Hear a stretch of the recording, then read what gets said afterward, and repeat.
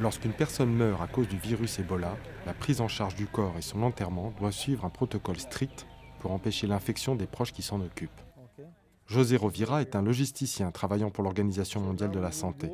Il est venu à Kailaoum, en Sierra Leone, pour former le personnel local de santé, des volontaires de la Croix-Rouge et des employés du ministère de la Santé, afin que ce protocole soit respecté lors des funérailles. L'OMS collabore étroitement avec tous les personnels de santé pour que les proches des défunts ne soient pas infectés par ce virus mortel.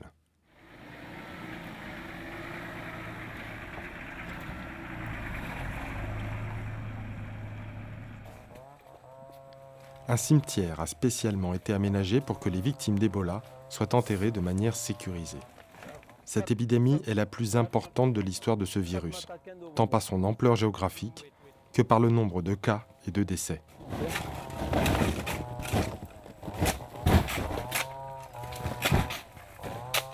C'est la première fois que je traite un Ebola de cette taille-là. Ouais.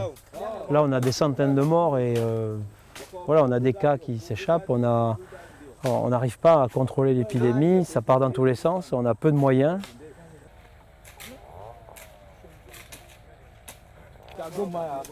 Tu vois, et ces mecs-là, ils vont partir maintenant à 2 heures de route d'ici chercher d'autres cadavres.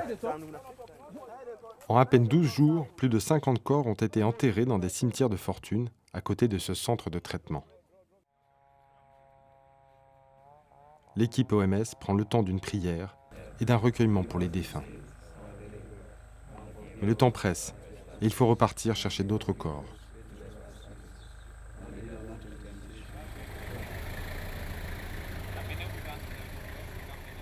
La participation des communautés est vitale pour réussir à trouver rapidement les personnes infectées. L'OMS a formé 300 volontaires communautaires et les a équipés de téléphones portables pour qu'ils préviennent le ministère de la Santé dès qu'ils découvrent un cas ou une mort suspectée d'infection. À Pendembu, un village à 2 heures de Kailaoum, l'équipe de José se prépare à entrer de manière sécurisée dans la maison d'une femme qui a peut-être été victime du virus. Okay, so what I want is when I will open the window, the family members, you can come and look at what we are doing. Okay, there is no danger. We will spray everywhere, so there is no danger and you can come and look. You will be the witnesses of the way we are working. Cette femme était morte depuis 2 jours lorsque l'équipe OMS est entrée chez elle pour effectuer un prélèvement en vue d'une analyse en laboratoire.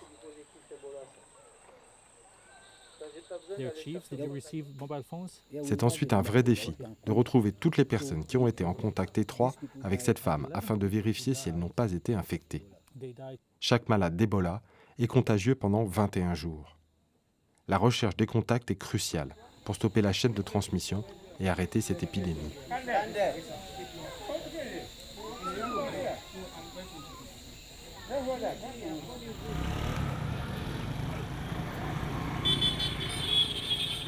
À l'hôpital du district de Kenema, le virus Ebola a durement touché le personnel médical. 8 infirmières ont été infectées, ce qui a fragilisé une équipe déjà insuffisante. L'hôpital a très peu de moyens et son personnel n'est pas bien préparé. L'OMS est venue apporter du matériel avec une équipe de spécialistes, mais bien davantage serait nécessaire. Les enfants sont particulièrement vulnérables. Ce garçon a perdu ses 2 parents à cause du virus Ebola et on suit son cas de près, car il pourrait lui aussi être infecté.